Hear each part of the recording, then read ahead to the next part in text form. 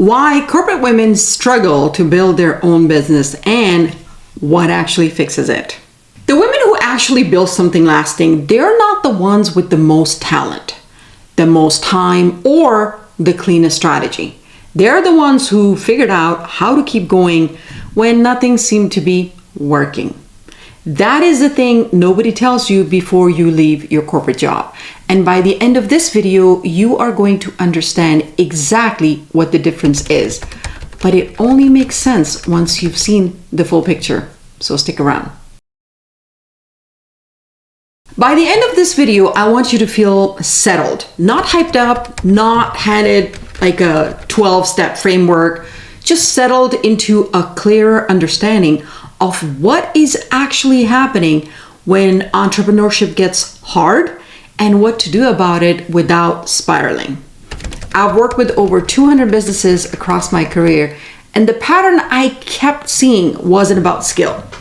It was about what happens inside a person's head the moment the structure disappears. Because here's what nobody prepares you for. In corporate, the structure holds you. Your boss carries the revenue pressure, HR handles the difficult people, the calendar, the meetings, the hierarchy, all of it creates a container that holds the weight of the business so you don't have to. The moment you go out on your own, that container is gone.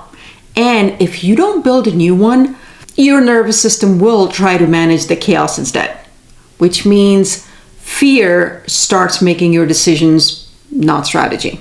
And a business run on fear looks very specific, like drop prices after one slow month, a completely changed offer after one bad client, going quiet on social media when a post gets zero traction, or chasing every new strategy that shows up in your feed. That is not a business problem. That is a structure problem. And the result of operating without structure isn't just stress. It's the slow erosion of every good idea you had when you started. Now, let me be clear about who I'm talking to here. You spent years building your real expertise inside a corporate job.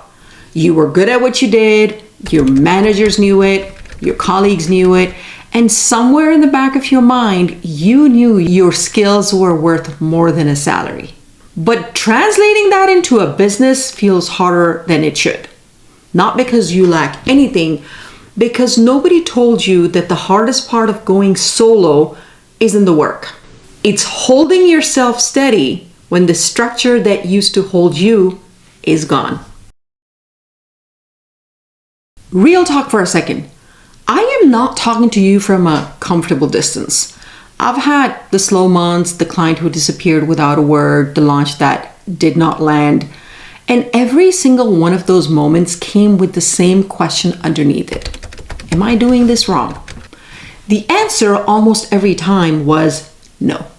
The business wasn't broken.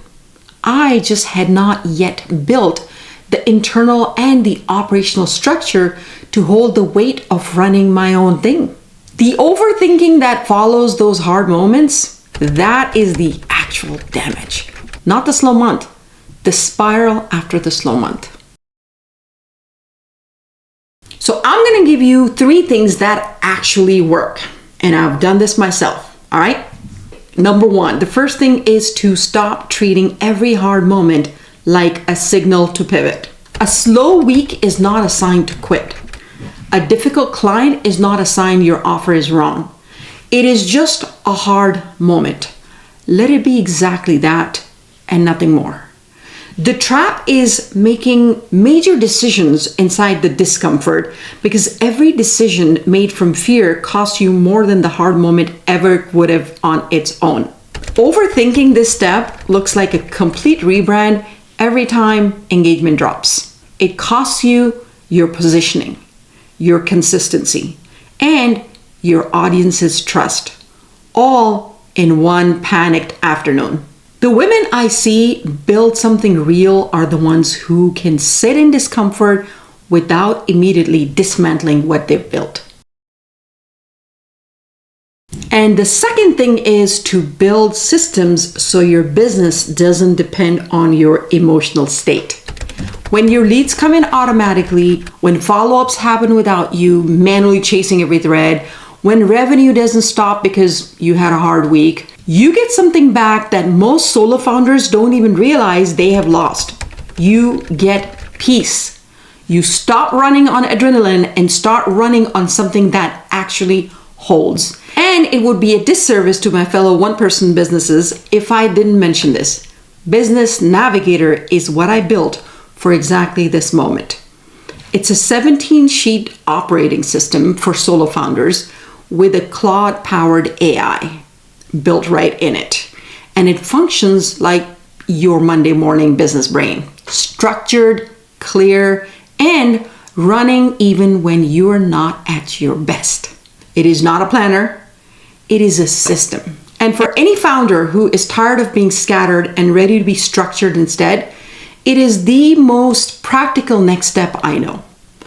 Overthinking this step looks like spending 6 months researching tools instead of using one. Pick the system, run it, adjust as you go. The third thing, and this is the one that took me the longest to fully trust, is giving yourself the reps. I call myself the queen of 100 tries, not because everything I have ever done have worked, but because I kept going until something did. 100 podcast episodes when my voice was literally shaking. 100 videos, over 100 Facebook live streams that moved the needle faster than anything I had ever planned. Not because I was ready, but because I showed up before I was. Staying steady when business gets hard is not a personality trait you either have or you don't. It is a skill you build the same way you built your corporate expertise, by doing the thing again and again until your nervous system stops treating it like a catastrophe. Overthinking this step looks like waiting until you feel confident before you show up consistently. And that wait can last years. The reps are how you build the confidence, not the other way around. Now here's the shift I promised you at the beginning. Most people treat their business like a performance review.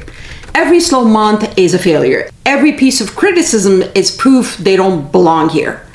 That framing keeps them in a permanent state of self-evaluation, and you cannot build anything real from that place. The founders who scale treat it like a sport. In sport, you lose games, you have bad seasons, you get benched, and none of that means you stop showing up to practice. Your business is the same. The hard months are not proof that you're failing. They are the reps that are making you someone who can hold a business without flinching. That is the difference. Not talent, not timing, not a better strategy. The ability to keep going when nothing seems to be working, to stay steady when things get hard, and to not let fear make your decisions. And if you're waiting to feel ready before you build, ship it done, not perfect. The version of you who waited for perfect never got started. The version who shipped imperfect work, showed up before she was ready, and kept going anyway, that is the one who built something. That has always been the way. If you found value in this, I would love for you to subscribe. I put out content specifically for women building one-person businesses from scratch or from a corporate background. And there's a lot more where this came from. And if Business Navigator sounds like the structure your business has been missing, the link is below. It is the most practical next step I can point you toward. Until next time, your biggest fan, Nosheen.